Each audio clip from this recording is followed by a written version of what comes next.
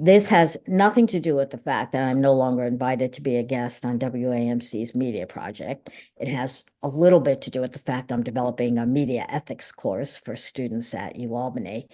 But in this chapter of On the Brink, I've decided we're going to look at three controversies, not at the controversies themselves, although they're interesting, but at how the media has performed in covering them. We'll be talking with three journalistic experts. And again, the focus is on could the media do a better job explaining what's going on? The first will be election coverage, presidential elections, of course. We've had enough of that. Ken Tingley, a longtime editor from upstate New York, now a newsletter writer, will be talking about that.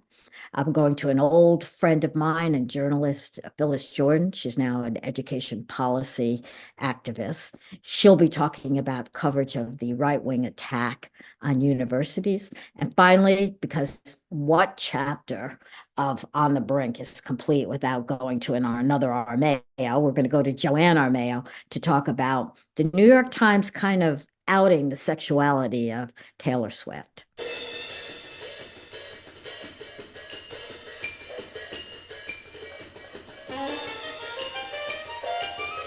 Ken Tingley, you are a longtime former editor in Glens Falls, New York. You're an author now.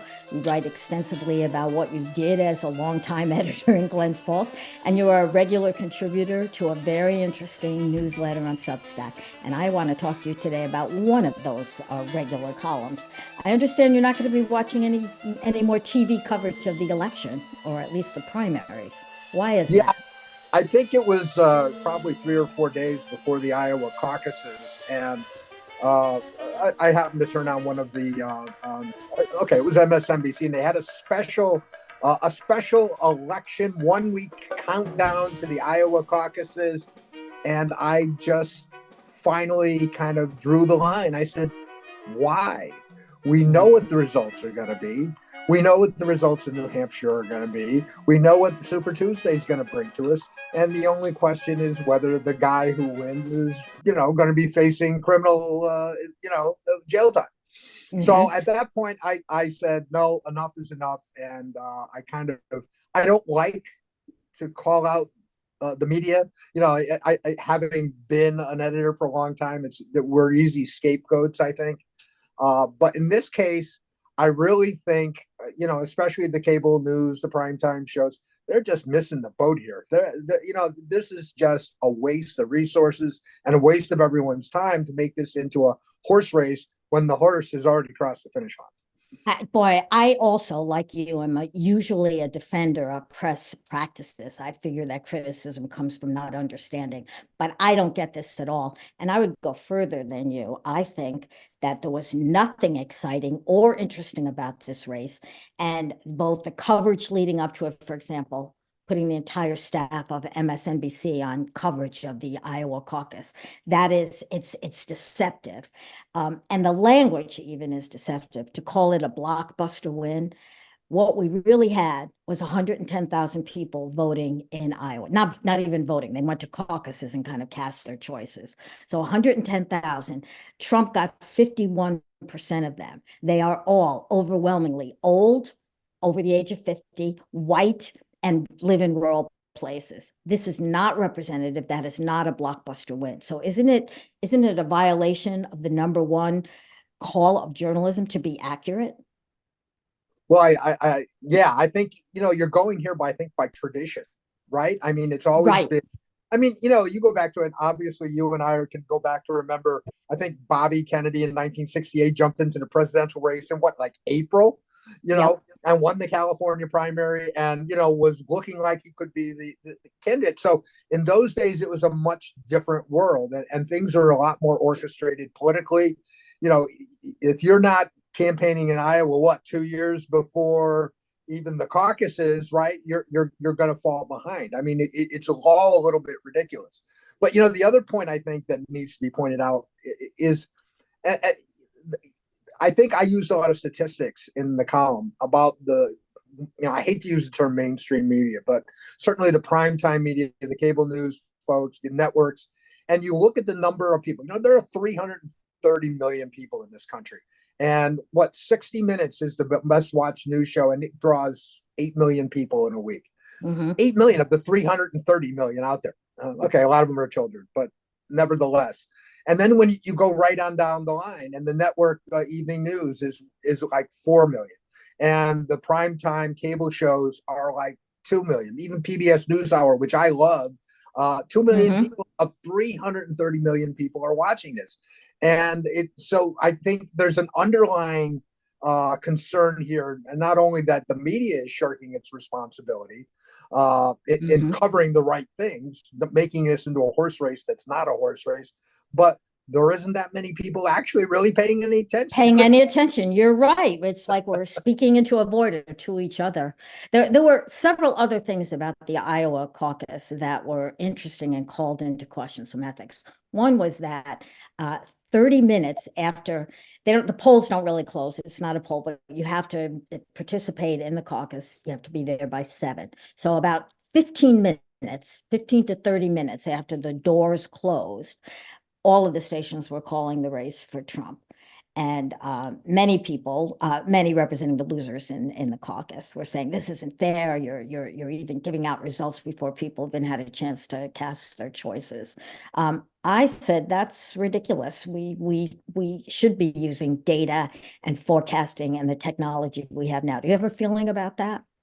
Were you Well, outraged by this? I guess I'm not outraged. I guess it's something that, well, nobody seems to have learned their lessons from some of these early calls that have been made in elections, going all the way back when Al Gore, I think, was called for what, Florida, or was it called for Bush, and then it was pulled back, and, Right. back in the 2000 election. Uh, but it's like, what's the hurry again? Especially like, what was there to gain by calling this? I mean, I called it on my column on Monday morning, so Yeah. I guess if you want you want to be critical about calling it early, but yeah, I don't. I think polling is very sophisticated these days, but I think it is also, when you get down to the underlying reasons why people do certain things. I don't know.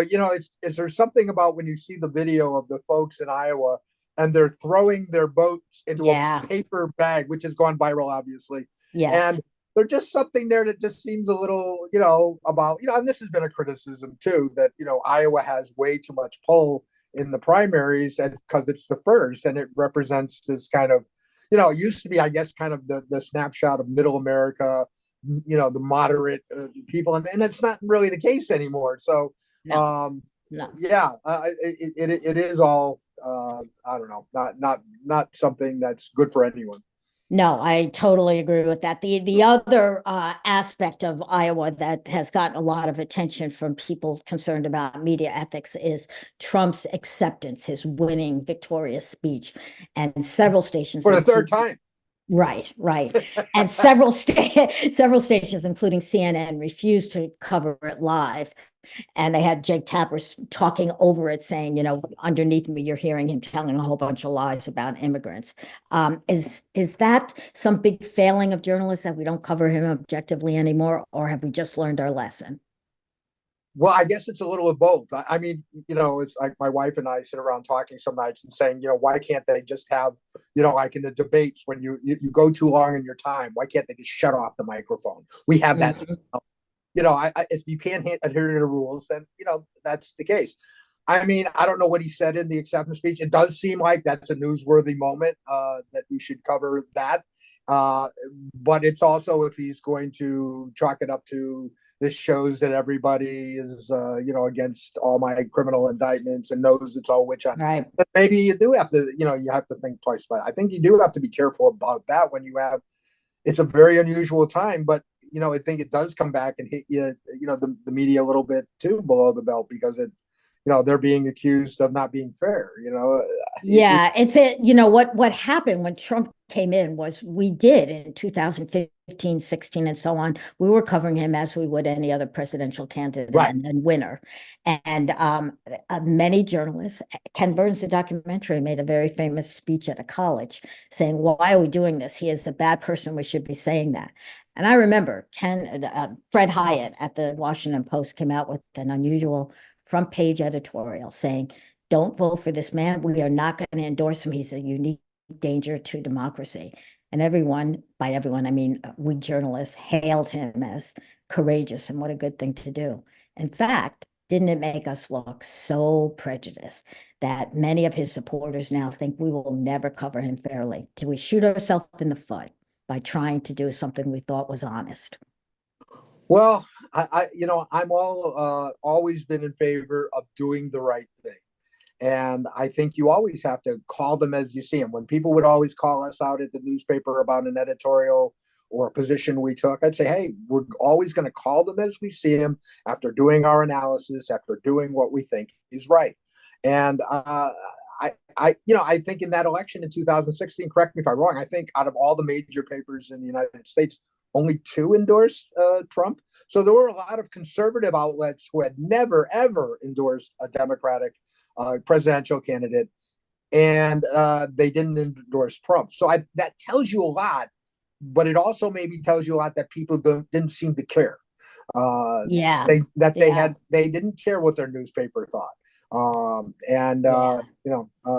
That's It, depressing, but I yeah, think it is. you can lead to that conclusion.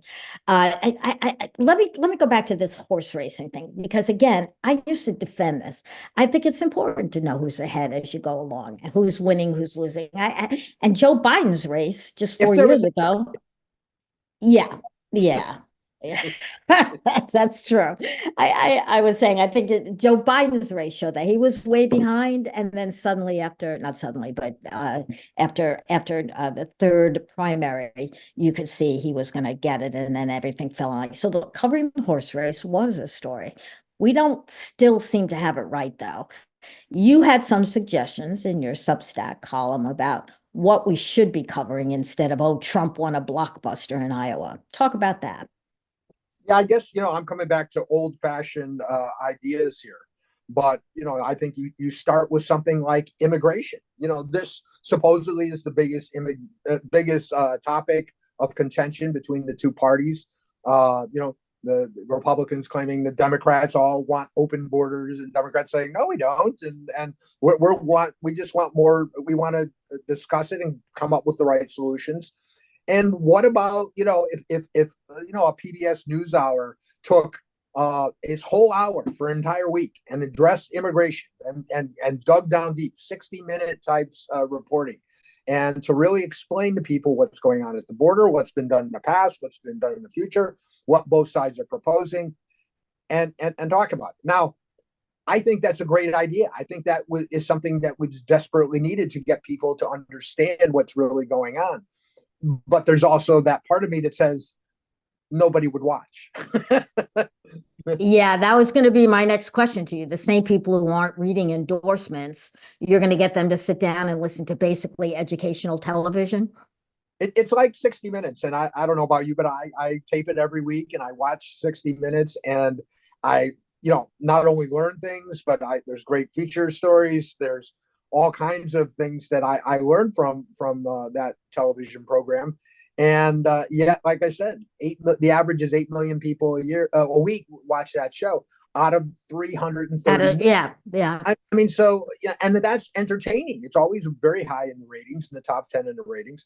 So it's done very well. It's well respected, and yet still people don't watch. I guess I could go on and on about watching some of the shows they do watch. Whether it's American Idol is not even on anymore. I don't know, or The Voice or what have you. Yeah. Here's another possible topic. How do you feel the media should be covering this? We got two old white guys running, very old. Both sides are saying, "Oh, look, he's senile. Look at this. Look at this video I watched of Joe Biden, or look at this one of Donald Trump." They're both old men. Should we be writing about that, or is that not only biased, is that ageist on the part of the media? Well, as I approach that lovely age of 66, I guess I'm a little bit more sensitive to it. But I remember back when John McCain was running for president, and one of the reasons I think I ended up voting for Barack Obama was I thought John McCain was way too old to be running for president. The demands of the office were just too tough. Now, I'm correct me what he was, maybe was he even 70? Or he would have been No. 70, probably wasn't even 70, but he would have been 70 while he was president. I felt the same way about Reagan way back when, that he was too old to be president as well. So I've always felt that, yeah, that is something that needs to. But what do you do when the two, like you said, this kind of goes to a bigger issue that, it's all kind of the fix is in, right? Yeah, it's done. It's done. There really is no race. Nobody, if you're the president, well, nobody can run against you. And that's, or they cut you off at the knees. Your career ends. And, same thing, I guess, with now former presidents. It's true. And one other topic, the third one, is Trump's extraordinary. Never have we had a candidate like this facing multiple, on many levels, legal challenges. Is the media shooting, I don't know, democracy in the foot by pressing coverage of that? People in Iowa expressed their outrage that he was being gone after, and the media was just hounding him about it. Do you drop it? Do you cover it more? What's the right mix here?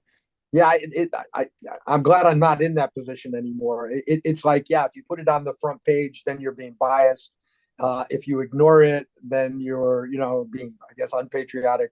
That's one of the stories that, spend a week going through a January 6th type investigation of what all the crimes that have been alleged here. Talk about the justice system. Justice System 101 on how it works and how unlikely it is to get thousands and thousands of people to be part of this vast conspiracy which is being alleged. Right. Do you get some of them? Yeah, maybe. But even that, it's just a tough call. I mean, I think you got to cover it. You've got to keep putting that stuff out there, but it keeps seeming to playing right into a certain campaign strategy. And Yeah. that, It does seem oh, sorry, Ken. It does seem that Trump has figured out exactly how the media works by tradition and has taken advantage of it. And the Democratic candidates have not. Do you agree with that? Should we be changing? Should the candidates? I always cringe when somebody talks about how Donald Trump is a genius at anything, but if there is, certainly his public relations acumen. He kind of, if you piece together all the little things he said over the years, like, well, if I ever wanted to win the president, I'd have to run as a Republican. Well, he was a Democrat at the time. Well, he did that, and it actually proved to be quite true. And he knew exactly what buttons to push to get the people to vote for him. And he was, like, for the first time ever, a candidate who was shameless about saying anything that would get him one single vote. And it was, I'm sure there's probably been a couple of TV movies that have been like this, but this was the real thing, and it worked. I feel like we in the media fell for it, though. We saw what he was doing and we didn't stop it. And we know, you said it just now, people are not paying attention. I guess the usual rule is they won't start paying attention until maybe around Labor Day of this year. So shouldn't we be gearing coverage to take that into account instead of doing it the same old way? Yeah, I guess that's the question. I mean, when you have news outlets, especially newspapers that are diminished, less and less people to do those types of things, it's pretty easy to fall back on the traditional ways you've always done it. We have the plan, we know how to do it, we do that instead of, it's the thing people don't seem to realize. To do good, strong journalism is time consuming and it's expensive. And Yeah. and then when you can't get somebody to pay $5.99 a month to subscribe to, whether it's the New York Times, the Washington Post, or any local newspaper, because I can get my news for free, and well, on Facebook or what have you. Mm-hmm. Uh, Mm-hmm. that is all frightening. It does kind of all come back together about and I constantly, when I'm out talking about my books or the newsletter, I'm always talking about supporting the local media, and and people are angry about it. They're angry that my Mm-hmm. local newspaper only is 3 days a week, and that Right. it does a fraction of its local coverage that it used to have. And they said, Right. why should I support that? They basically, it's a terrible product. now, or it's not as good as it was. And that's certainly disappointing. But I say, but it'll get worse if you don't support it. Right, right. Then you lose everything. That is, Yeah. it's a very good question, though. We have not done well in newspapers as we've downsized and gotten more expensive at the same time. What product has ever succeeded with that? We're talking with Ken Tingley, who is a longtime newspaper editor, now an author and a newsletter writer for Substack. He writes about lots of stuff involving politics, national politics. And we are talking to him about the ethics of coverage, especially with the Iowa caucuses. So one other thing, Ken, that we get complaints about from people is that Joe Biden has been a wonderful president. He's done all kinds of great things, more than any other modern president, and people don't seem to realize it. That's why his poll numbers are so low. Is that the fault of the press or of the White House or of the Democratic Party? Is there something that we're doing wrong and that is resulting in harm to Joe Biden? Well, there is this kind of old adage, I think, in the newspaper thing, and we're kind of guilty of it. Uh, it. You're always trying to be really fair.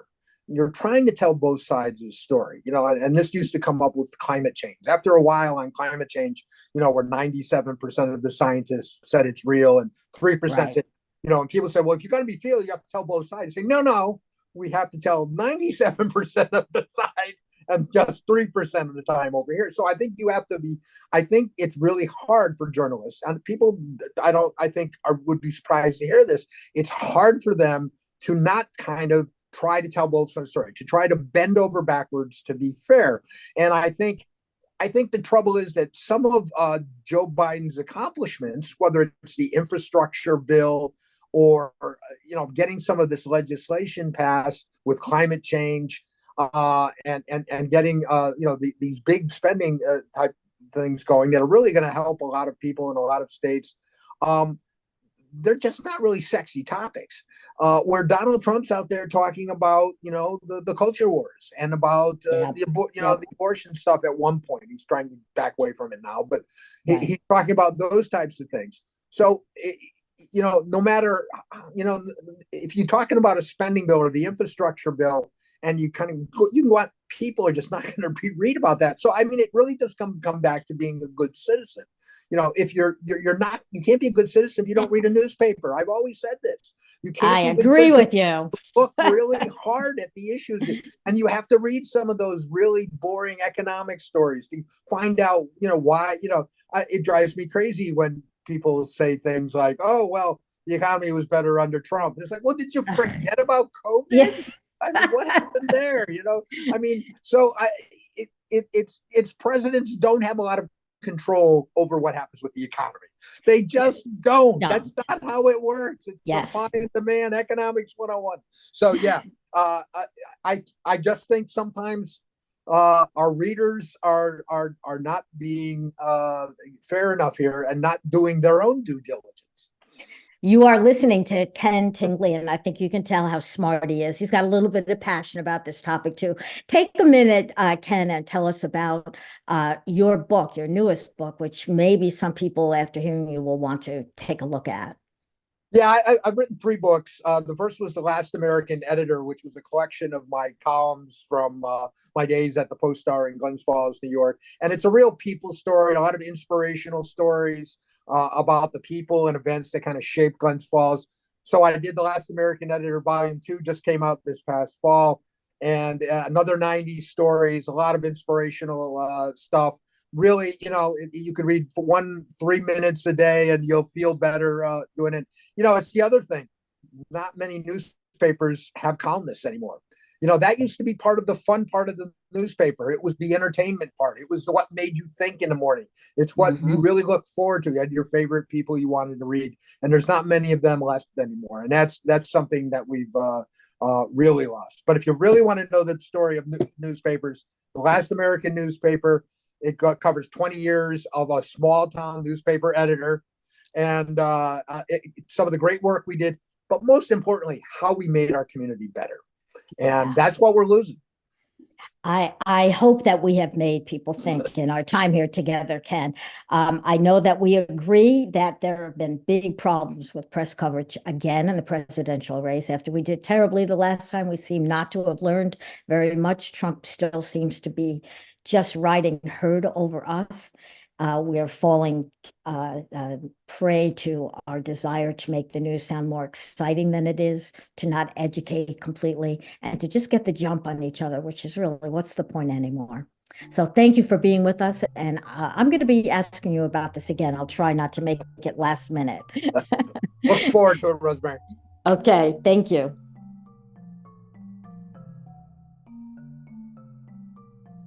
On the Brink is brought to you by the Donna Frank team of Berkshire Hathaway Home Services, Blake Realtors. I am really proud of this sponsor. The team is led by my friend, Donna Federico, who is a specialist in luxury property. She's got like 18 years experience in real estate. Her team sets annual sales records. They are the best. They're experts. So I'm telling you, if you care right now or are interested in the future to buy, sell, invest, or just check out real estate, write down this address: DONAFED, DonnaFed at gmail.com. Or you can go to the Berkshire Hathaway Blake Realtors.com.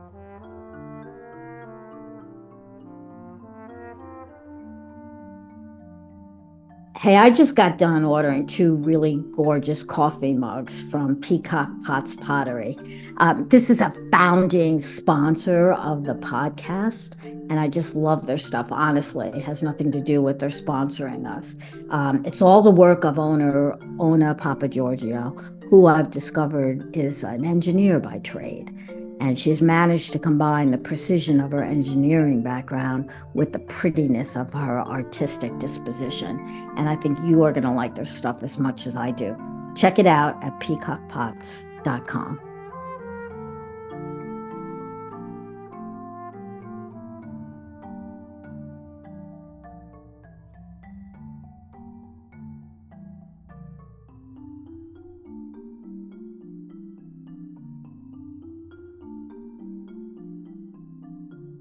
I am so looking forward to this next conversation. I'm going to be speaking with Phyllis Jordan, who is a very old friend. Not she's very old. Our friendship is very old. Sorry about that. We were reporters together in our youth back in Virginia. She went on to the Washington Post, along with some other places. And she's now involved in, because she's really smart, in education policy making with a nonprofit called Ed Fund. I have asked her to be on, but there's nothing. I've asked her to be on the podcast because Phyllis Jordan was always the person that I would call when I wanted to discuss politics or weird stuff happening in the government I didn't understand. She is sane and rational, right down the middle. Just really smart. I think you're going to see that in a minute. And Phyllis, I've asked you on today to talk about the kind of right-wing attacks that we are seeing on universities. I know you are involved in education at a lower level, kindergarten through high school, but you are the daughter of a college administrator. You are a defender of colleges and universities, a strong believer in education. Is this different from the sort of things we saw in the 1960s when uh, we were at the college? I'm saying we because I'm a college professor now. We were labeled as left-wing pinkos, communists out to pollute the minds of our young charges. Is it any different now? Do you see a difference in the attacks? Well, thanks, Rosemary, for having me. I'm excited to be here. I do think what's different today is the calculation. The efforts by right-wing folks, efforts that they publicly acknowledge that they are setting people up and they are going after certain people. And the prime example, of course, is Claudine Gay, who was until a couple of weeks ago president of Harvard University. She had a very bad performance before Congress talking about anti-Semitism on campus. I winced when I heard her talk because it came across as legalistic, but also being the daughter of a college dean, it came across as this is how academics talk. They never want Yes. to say anything emphatic. They want to say, well, there's the context to consider.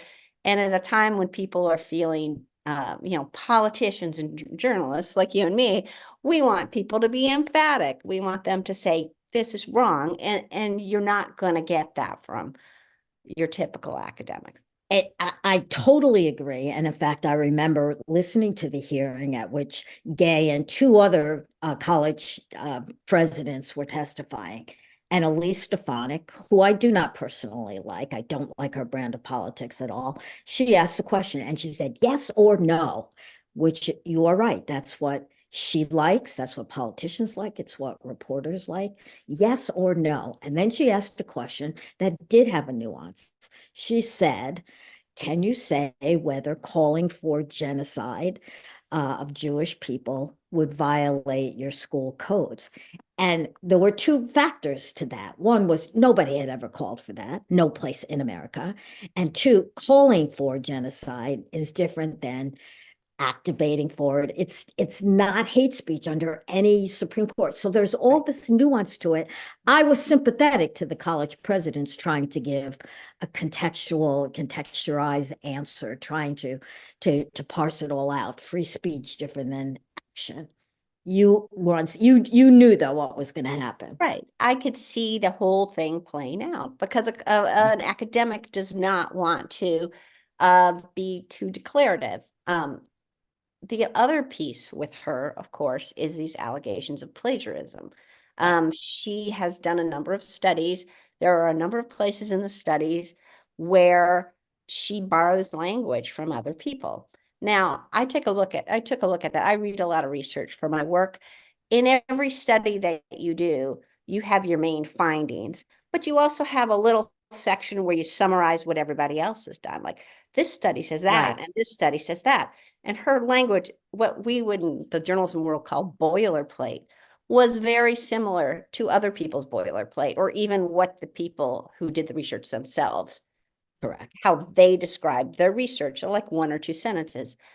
This is not a cardinal sin of research. A cardinal sin of research would be faking your data, uh, taking somebody else's theory and calling it your own. She did not do these things. She did, however, do things that would have gotten college freshmen at Harvard in trouble. So I don't know that it was a cardinal sin or a mortal sin, but it certainly was problematic. And you add that on to the political pressure that followed that hearing, and that was the end of her. Now, whether they're going to be coming after other college presidents remains to be seen. Also, the Penn president resigned before Even before Gay. even before And that. She right. just resigned because of the Right. event. I mean, we had this situation at Stanford last year where a student, Right. Peter Baker's and Susan Glasser's Yes. son, was found that the president had actually faked his research or faked his data, which is a cardinal sin. And that president was forced to resign. This is not the same thing. Beyond singling out, people, there are these broader issues. For instance, in Florida today, the board of the higher education board voted to spend nothing on DEI, Right. diversity, inclusion, and whatever E is equity. And take out all sociology classes and replace them with American history. And it just seems that that's a bit extreme. And if I had a child looking at colleges right now, I don't know I would want to send them to a college in Florida. I think that's a really good point. Should the media feel guilty for the way this story has been covered, this, as you say, intentional attack? Why were those three presidents called before Congress all women? One of them a woman of color. Yes. We've not read about that. I've not read anything much, and I hate when people say I haven't read it because how would I even hear about it? But there's not been much written about what is Congress doing negotiating what is and is not plagiarism or the degree of plagiarism. Exactly. Is that what Congress should be spending its That is time on? Congress has a lot of other things on their plate, like Yeah. funding the government, paying for Ukraine and other priorities. This is nonsense that Congress is involved with this. And I do feel like, especially the New York Times, wrote a whole lot about Claudine Gay, the Yeah. president of Harvard. I mean, I just don't think in the scheme of things that need covering, that needed that much coverage. I mean, I would imagine they wrote more about her than they wrote about this report showing that Donald Trump has, you know, got all this Taking money. Yeah, government. taking money from foreign governments, right? Right. A possible constitutional violation. The other thing we have to talk about is Bill Ackman, who is a Oh, Lord. billionaire hedge fund manager who led the charge to get Claudine Gay out. And it turns out that his own wife, who is a well-known academic, had her own little plagiarism problem. She admitted to it. And her plagiarism, this is the worst, I think. She should definitely have the book slammed at her. She copied the words out of Wikipedia, which is something, I teach my college freshmen, don't ever, you can read Wikipedia, don't ever quote them. Don't even quote them by name. And she put that in a PhD dissertation. Yeah. And I guess Business Insider wrote about this. He's threatening them with a lawsuit, which most lawyers say is ridiculous. But he played a huge role in the ouster of the first Black president of Harvard. It just all reeks to me of sexism and racism, as well as a political attack from the right. Right. And I do think that that is a certain sweet karma for him, that or hypocrisy, that his own wife has issues, which plays into, I'm not forgiving anything Claudine Gay did, but there is a sense among academics that a lot of people do this sort of thing that Claudine Gay did, which is just and Bill Ackman's wife too. The other issue with Bill Ackman, this just came out today, or I just saw it today or yesterday, is he was at a private dinner with Joe Biden, and Joe Biden started to say something. He said he didn't run in 2016 because his son had just died. He said, but I'm not going to talk anymore about that. And Bill Ackman says, well, what's stopping you? You're always talking about it. And oh, wow. Joe Biden turned to the person next to him and said, who is this asshole? You can say that. You can say this word on a podcast. Yeah. Good. And then laid into him and said, you don't know me. I don't know you, but you did not dismiss the memory of my son. That's crazy. Yeah. And Biden has had his own issues with plagiarism, we might point out. This is true. Yeah.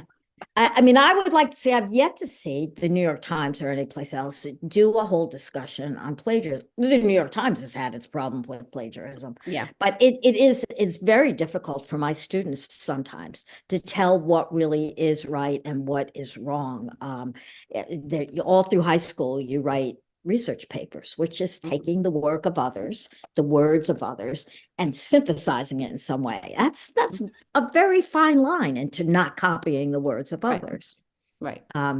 It's and again, I think the media should have a guilty conscience, because we have covered this the way Elise Stefanik ran that meeting. Yes or no. And it's not that easy. And it's a very nuanced question. And yes, the media does not always do nuance well. Yeah, we never do it well, do we? Well, you and I did, Rose. Yeah, we were terrific at it. You're right. How could I forget? We're talking with Phyllis Jordan, who is a fabulous former editor and reporter, and now works on education policy with a nonprofit called Ed Fund. If they're not under political attack, universities and colleges increasingly are under a sort of economic attack. We are seeing enrollment plummet in many public and private schools, and especially small private colleges are in trouble. Right here in Albany, New York, the 100-year-old St. Rose College is going to shut down. They're bankrupt. And Phyllis, you have a kind of unique history with that too, because you were part of a movement to save Sweetbriar, your own alma mater. Can you tell us about that? Yeah, well, Sweetbriar is a small college, a woman's college in Virginia. And in 2015, the board there decided they couldn't make it. They were just going to shut down the college. And the alumni said, oh, no, you don't. Filed a lawsuit, raised millions of dollars, and basically got the keys back to the college. The decision to shut it down was in March. They got the keys back to the college in July, appointed a new president. All the students had transferred away and no freshmen had come, but they got about half the students to come back. And we've been building up the enrollment ever since. We've also raised like $140 million over the last 8 years. Amazing. Amazing. It's a women's college, a Southern women's college. And you had women who would like marry a guy from UVA and they would give $10,000 to UVA and $100 to Sweet Bar. Now they flipped it. But a couple of things were going on. And Sweet Bar is still not out of the woods. They're still raising money. They're still trying to get enrollment up.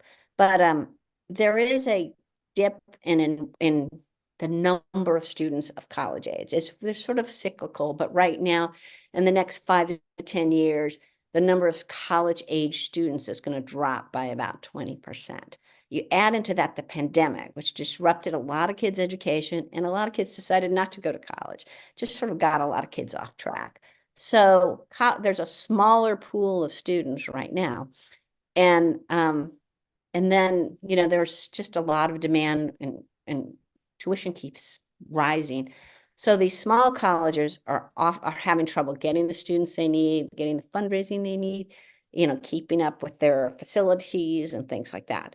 So you have places closing. And the problem, as you probably are figuring this out in Albany, is that these institutions are often an anchor for a community, a neighborhood, Absolutely. or even a city. In where Sweet Bar is in rural Virginia.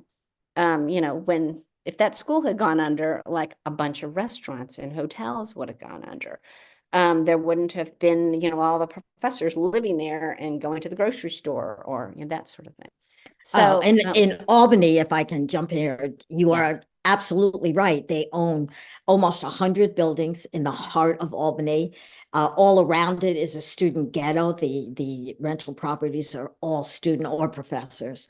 That will all go away and people are jumping around trying to figure out what can be done. Is there any chance they can save it? Is it definitely closing? I think it's definitely closing, that there's some problem. The school was not exactly transparent. St. Rose was not exactly transparent about the extent of the problem, and even went seeking money for new soccer fields from the state. So the governor's saying, how was I supposed, and the mayor, they're saying, how are we supposed to know anything was amiss when you're doing that? So I don't know, but university's in trouble. What have we come to? Yeah. And you've got places shutting down. What you've also got are consolidations. Places that are and I'm going to get this wrong, Wheelock, I think it is, which is near Boston, consolidated with Boston University. And now you have the Wheelock School of Education at Boston. Right. Mills College out in California consolidated with Northeastern in Boston. These places are basically being subsumed by these more successful universities. But in the process, the people who are students there, the people who are alumni really lose something. And often these small colleges have a very distinctive mission. And as I said, they're anchors for their communities. So it's very sad. What we probably have an overabundance of college seats, at least for right now. Absolutely, because they were set up for the baby boomer generation, and that has much diminished since even the state schools of New York, several of those schools are in trouble. There just is not enough enrollment for it. Well, and those have grown so much in the last years. There's so much construction. Virginia Tech, in Virginia is huge in adding all these dormitories and things like that. And you feel like here all these small colleges in Virginia are just dying for students, and Tech's got too many. but yes, and the interestingly, a lot of these large universities are trying to create a small college feel. There'll be like I don't know if you have this University of Albany, but like University of Maryland has something called the Gemstone program. My niece was in where Right. you're in a small cohort and she was doing sciences, and there's a lot of honors colleges and things like that to try to make a small college experience for people at a state university. But it seems like you could maybe just use the small colleges. To round this out and close, Phyllis, I leave with this question. Does the media have a responsibility that you can see, or is there anything that they can do to protect and help universities? We're in the same business, educating, informing. Don't we owe some sort of allegiance to our universities in trouble now? I do think that a couple of things are going on too, that they could be a straight line drawing. Like there's a big push for free college. If you make state universities free, what are you doing to small private institutions? They're like Mhm. cutting them dead. So drawing those connections between, and also when states are pumping more and more money into their public colleges to build new facilities, think about the consequences for the small colleges in your state. And is this something you need to do? Are there more ways you could partner? I mean, I don't see um, newspapers doing much about small colleges. I will say that the Washington Post has written a couple stories about Sweetbriar, and I'm, grateful for that. Well, But that's for you. You push. That was part of the influence of you strong women advocating for us, sweet well, there's Briar. that. But yeah, but a Sweetbriar is doing interesting things. But that they've just started sorry, I'll just go off for a tiny minute here. They've started a agriculture program. So they have 3,200 acres. They're out in the middle of nowhere. They're got now a 2,600 square foot greenhouse where they're growing all the vegetables for their dining hall. Girls are learning Cool. to do agriculture and do tomatoes varieties. They're also selling it to the community, like at a farmer's market. They've leased 18 acres to vineyards Wow. who need to have, say the grapes were grown in Virginia for it to be considered a Virginia wine, and they run out of space, so they're growing all their grapes at Sweetbriar, and the students are out there doing soil samples and science. And they've also got an apiary where they harvested 800 pounds of honey. So Okay, this anyway, is very creative and fun, but as a taxpayer, why should I care about small private institutions? They're a business. If they can't run it and make a profit, why is that my fault? Why do I care about it? because they offer something different than a public university does. They offer a smaller, more personal experience. They offer a chance for kids to have personalized learning, which we're all saying is great stuff. And they anchor communities. They provide jobs. They provide tomatoes. Uh,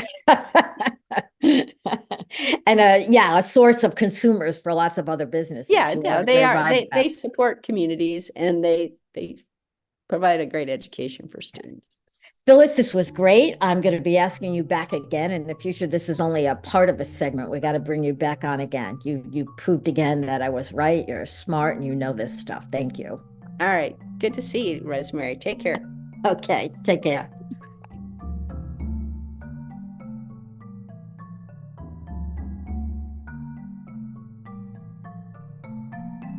If you are looking for a venue for a family reunion, a corporate gathering, a wedding, I've got a place for you. It's in the woods of Bennington, Vermont. It's a fabulous old house, sleeps up to 12. It was built by this weird kind of genius. He's got fireplaces and a hot tub and a sauna. You can tell I've been here. My favorite thing is probably the pirate ship in the sandbox in the backyard. It's fabulous. It's called Karen's Place. And during these dreary, wintry months, you can get it for a discount. It's worth looking at, worth checking out. The proprietor is a friend of mine, Jenny Dewar, and you can find out more at www.karensplacevt.com. Karen, let me tell you, is spelled Karins.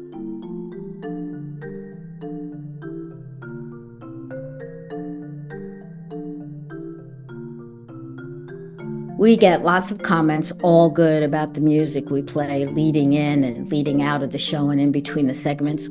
All of it is composed by my friend, composer David Keckley. If you like the music, if you want to see more of what he's done, hear it, you can go to hindvalleypress.com. That's based in Williamstown, Massachusetts.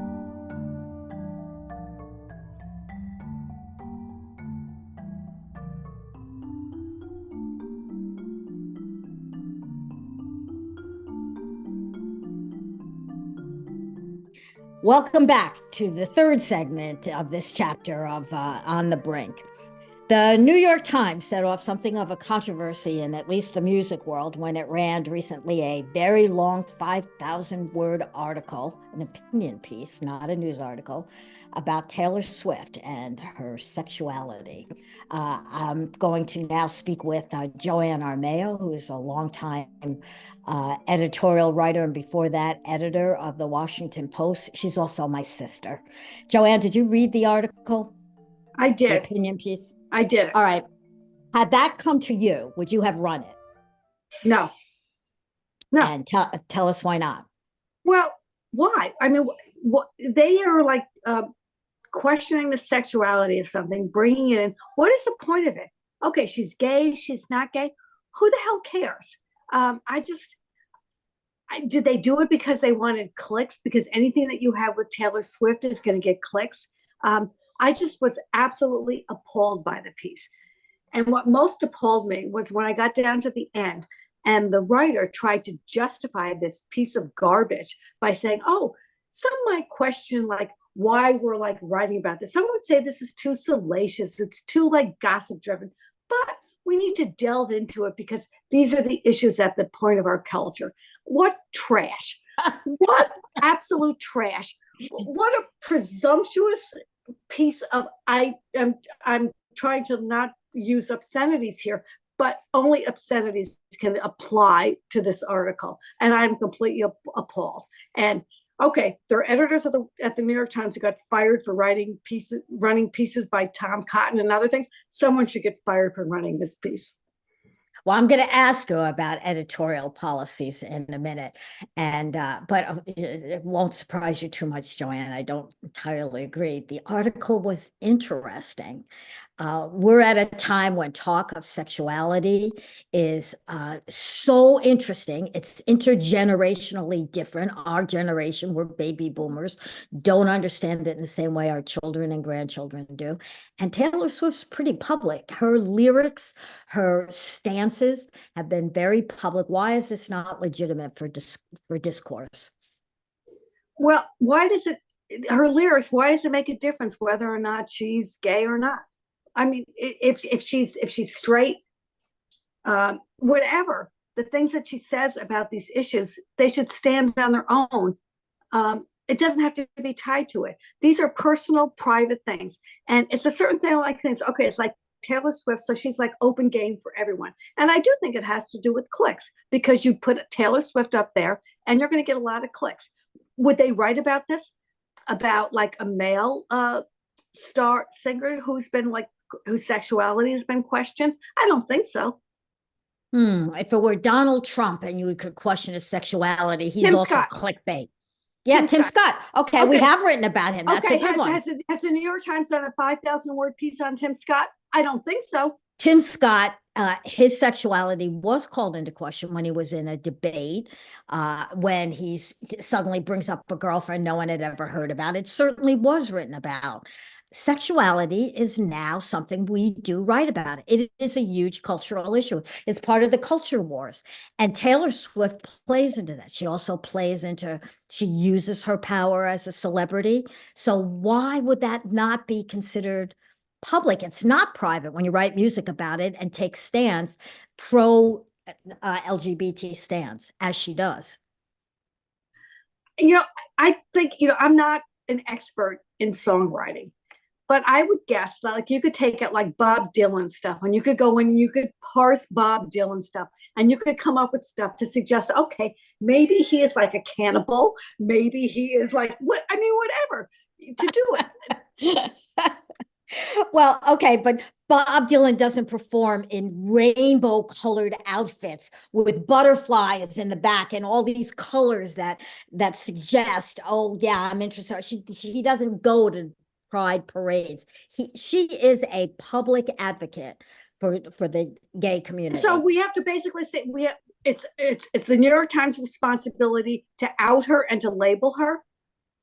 Well, of course, that's the ethical rule that we're discussing. It has now become a very big no-no to out people who do not ask to be outed. And I have to say that the thing that troubles me the most about this is that Taylor Swift has sort of denied being anything other than heterosexual in the past. She has described herself as an ally. Okay, that's not the same. Okay.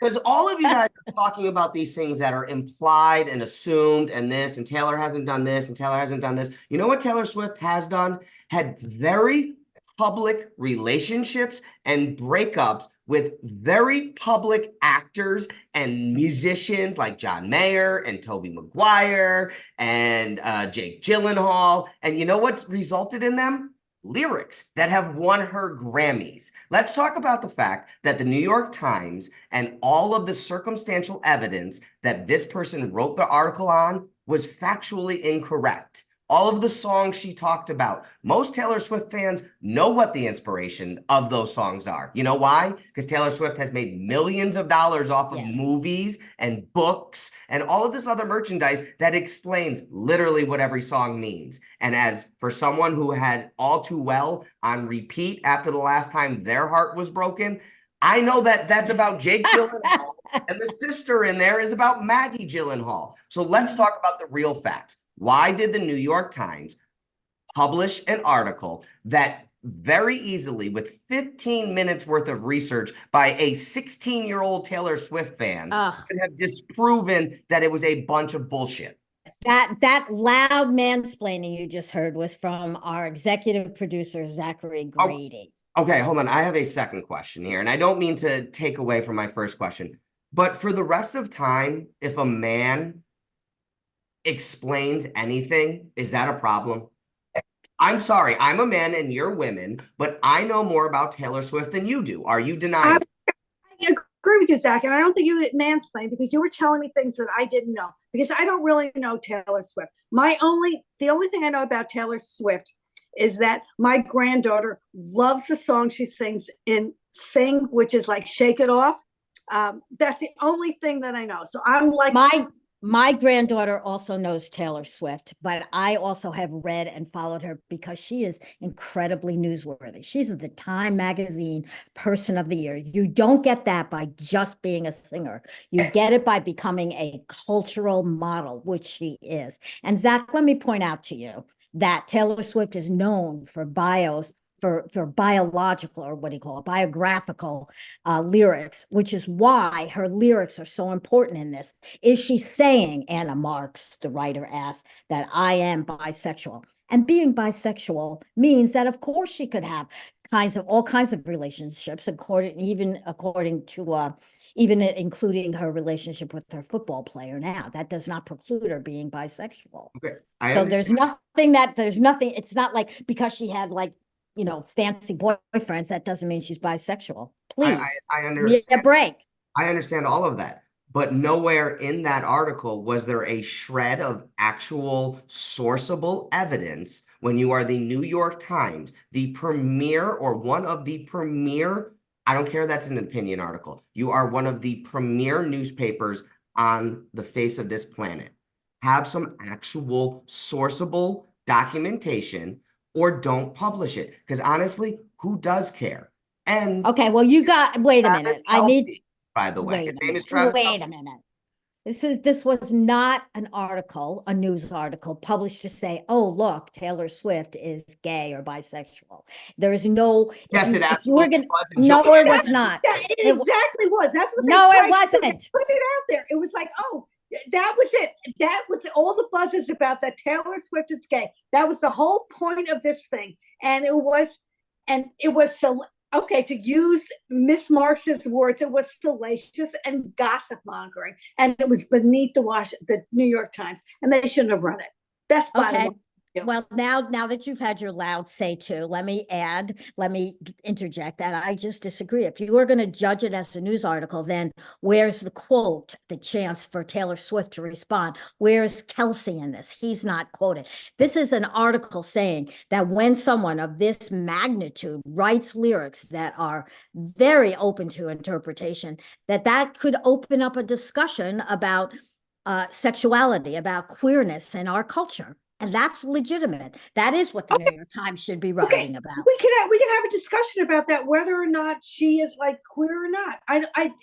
She can broach. Can we say queer now? She does, and Miss Marks does. So it's not an.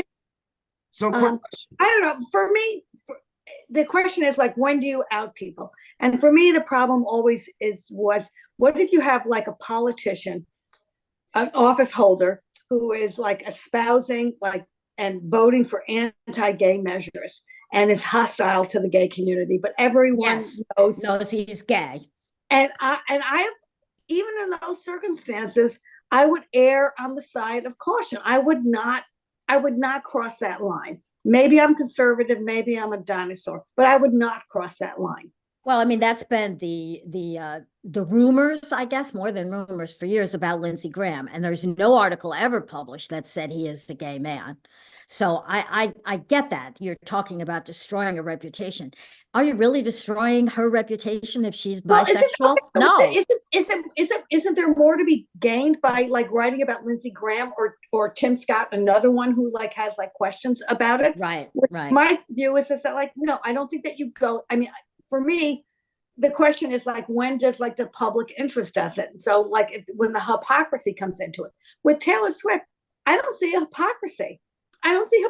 So why do that? Well, that's because your measure here is hypocrisy.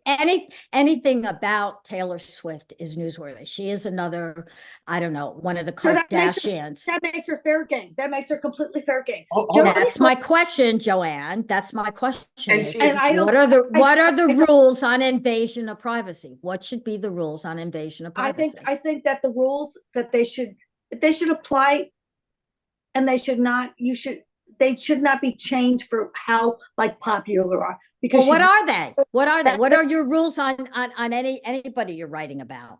They have to be hypocritical. I would respect Lindsey Graham. I would respect Taylor Swift. I would respect Jodie Foster. I mean, I'm not interested because Jodie Foster is now out with, she's talking about how like for many years she was very private. She was very, very private. That was her business. That was fine.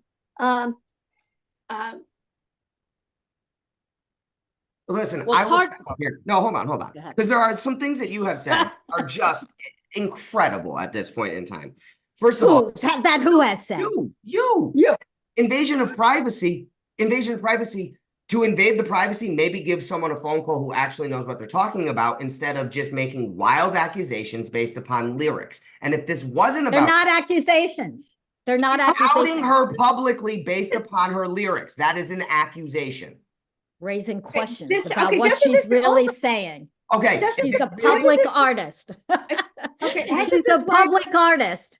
Okay. Hasn't this writer also had a little bit of a reputation for doing this? That like, okay, I'm going to like make like headlines by like questioning the sexuality of people. That's my shtick. Okay, it's getting a little bit old, okay? Has she done this before, Joanne? Tell us about that. I'm not sure.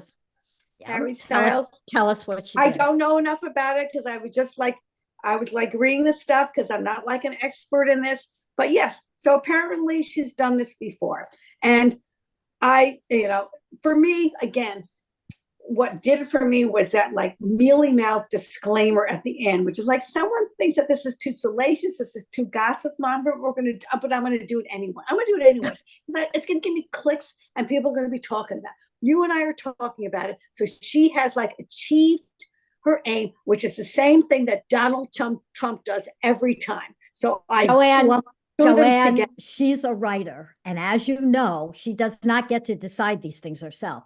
There were editors who sat there and said, yeah, this is legit. What can you imagine that discussion? You've been in discussions like that. Why do you think they went with it? For clicks. Who knows? For The clicks.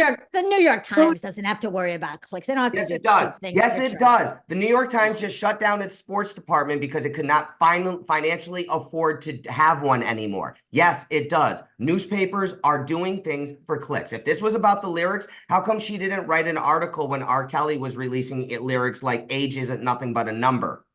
This wasn't about the lyrics. This wasn't about anything. This was about clicks. It's the same reason that people at the beginning of the season started writing articles. Oh, is this just staged? Are Travis and Taylor a real thing? It's okay. Clicks.